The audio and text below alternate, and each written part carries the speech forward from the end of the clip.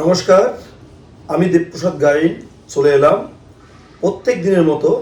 আজকেও আপনাদের সামনে সিএএ ও এসসি কার্ড নিয়ে আমাদের যে টালবাহানা চলছে একটু, যে সিএর মাধ্যমে নাগরিকত্ব পেলে এসসি কার্ড ঠিক থাকবে কি থাকবে না, সিএর সার্টিফিকেট দিয়ে আপনাদের ভোটার তালিকায় নাম উঠবে কি উঠবে না, সিএর সার্টিফিকেট দিয়ে আপনাদের পাসপোর্ট হবে কি হবে না, এই রকম সিএর সার্টিফিকেট দিয়ে আমাদের অন্নপূর্ণা যোজনা হবে কি হবে না, এই সমস্ত নিয়ে অনেক বিভ্রান্তির মধ্যে আছে, অনেকে কমেন্টসও করেন।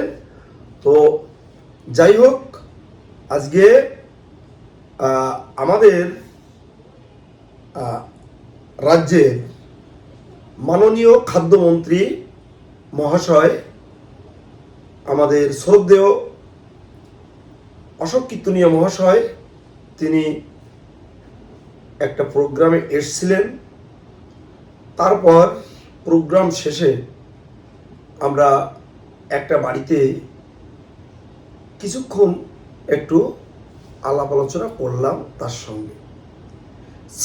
বিশেষ করে আমি যে ব্যাপারগুলো নিয়ে তার সাথে আলোচনা করেছি সেটা হচ্ছে সিএএ এবং আমাদের এই উদ্বাস্তু মানুষের এই সিএএ সার্টিফিকেটে কি কি কাজ হতে পারে, কি কি সমস্যা হচ্ছে, এই নিয়ে আলোচনা করেছি। এবং তার সাথে যে আলোচনাটা হয়েছে সেটা মানে স্পষ্টভাবে আমরা বলেছি যে দাদা, আপনি একেবারে নোটিফিকেশন গেজেট প্রকাশ করার মতো সমস্ত সরকারি দপ্তরে যত শীঘ্রই সম্ভব সেখানে আপনারা সরকারি দপ্তরগুলোতে বলে দিন যে এই সিএ সার্টিফিকেট নিয়ে যে সমস্ত মানুষ আপনাদের সামনে যাবে, যে যে কাজে যাবে, এই সার্টিফিকেটটি নিয়ে আপনারা অ্যাপ্রুভ করবেন।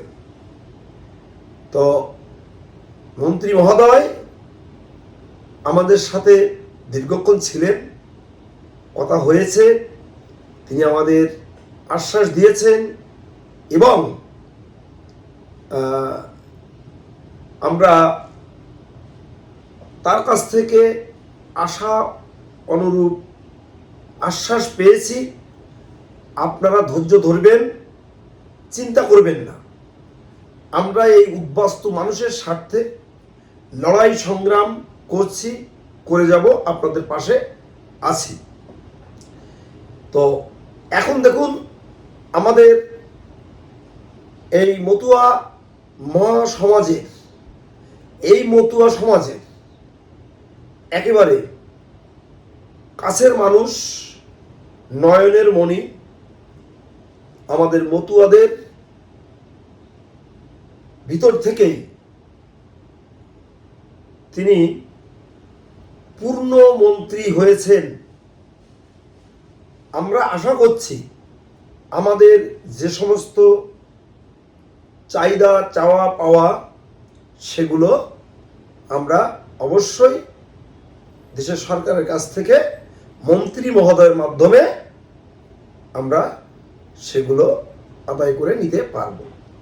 তো যাই হোক, দেখুন এক ঝলক আমরা ছিলাম।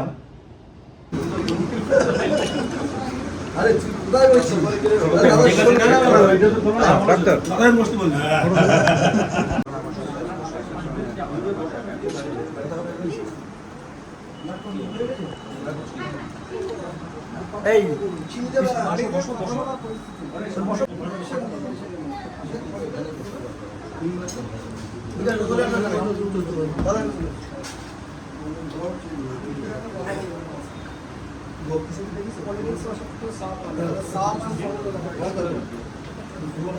আপনারা দেখলেন যে আমরা সবাই এক জায়গায় ছিলাম বেশ কিছুক্ষণ।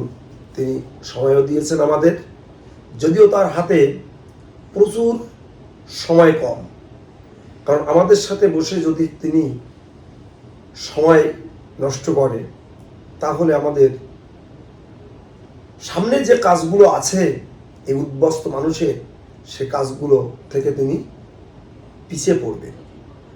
তাই আধা ঘন্টা 45 মিনিটের মতো আমরা তার সঙ্গে ছিলাম, অর্থাৎ তার সাথে এক আলাপচারিতায় আমাদের মানুষের দুঃখ দুর্দশার কথা তার সাথে আলোচনা করেছি। এরপরে আমি আপনাদেরই কথা নিয়ে তার কাছে যাব, সে কথাও হয়েছে, এবং ফোনে তার সঙ্গে আমার প্রতিনিয়তই যোগাযোগ থাকবে। আপনাদের যদি কারো কোনো কথাবার্তার প্রয়োজন হয়, কোনো কিছু যদি আপনাদের প্রয়োজন হয়, আপনাদের কিছু বার্তা যদি তার কাছে পৌঁছে দিতে হয়, অবশ্যই আপনারা বলবেন।